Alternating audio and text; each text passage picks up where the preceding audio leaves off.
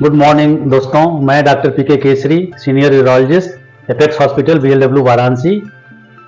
आज मैं आप लोगों के सामने एक बहुत ही ज्वलंत प्रोस्टेटिक इनलार्जमेंट का मुद्दा लेके प्रस्तुत हुआ हूं।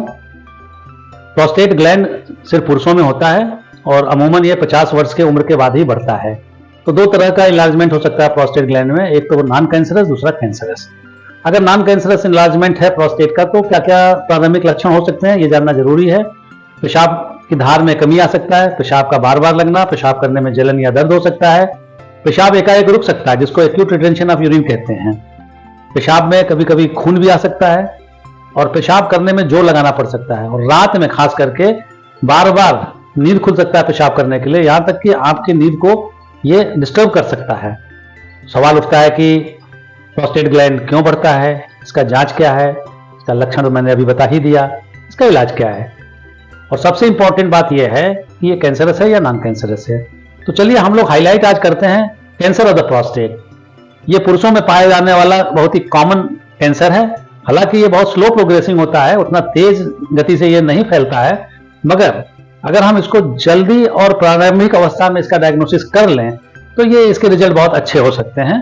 तो स्क्रीनिंग टेस्ट के लिए यह है कि अगर आपको पेशाब से संबंधित कोई भी तकलीफ हो रहा है, जैसे पेशाब में जलन, बार बार पेशाब करना, पेशाब की धार कम होना, तो आप अपने नजदीकी यूरोलॉजिस्ट से जरूर संपर्क करें। वो आपको एग्जामिन करेगा, देखेगा और ट्रांसरेक्टल एग्जामिनेशन करेगा। प्रोस्टेट टट्टी के रास्ते प्रोस्टेट ग्लैंड को उंगलियों से जो है जांच करके देखता है कि हार्ड या नोडुलर तो नहीं है।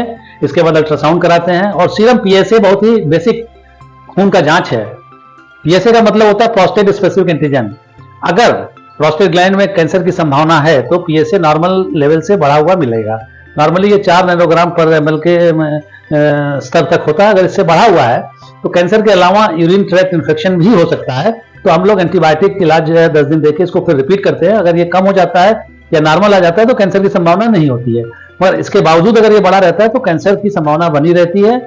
और हम लोग इसके लिए फिर जो है multi parametric MRI prostate gland का कराते हैं, जिससे कैंसर होने की संभावना का अंदाजा लगता है। मगर इसका कंफर्मेटरी जांच जो है प्रोस्टेट नीडल बायोप्सी ही है। उसमें 12 कोर जो है टिश्यू का निकाल के उसको हम लोग हिस्टोपैथोलॉजी के लिए भेजते हैं, और जांच में अगर कैंसर आ जाता है तो फिर इसका इलाज हम लोग करते हैं।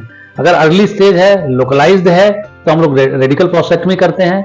मगर ये प्रोस्टेट ग्लैंड का कैंसर जो है बोन में, हड्डियों में या लिम्फ नोड में भी फैल सकता है। ऐसे स्थिति में रेडिकल प्रोस्टेक्टमी के बजाय हम लोग हार्मोन थेरेपी करते हैं और रेडियोथेरेपी करते हैं। तो कुल मिला के हमारा संदेश जनमानस को यह है कि अगर प्रोस्टेट कैंसर की संभावना है तो इसमें विलंब ना करें और जल्द से जल्द अपने नजदीक के यूरोलॉजिस्ट डॉक्टर से संपर्क करें और इसका प्रारंभिक अवस्था में ही इसकी जांच और पहचान कर लें, जिससे कि इसके रिजल्ट अच्छे मिलें और आप एक स्वस्थ जीवन व्यतीत कर सके। धन्यवाद।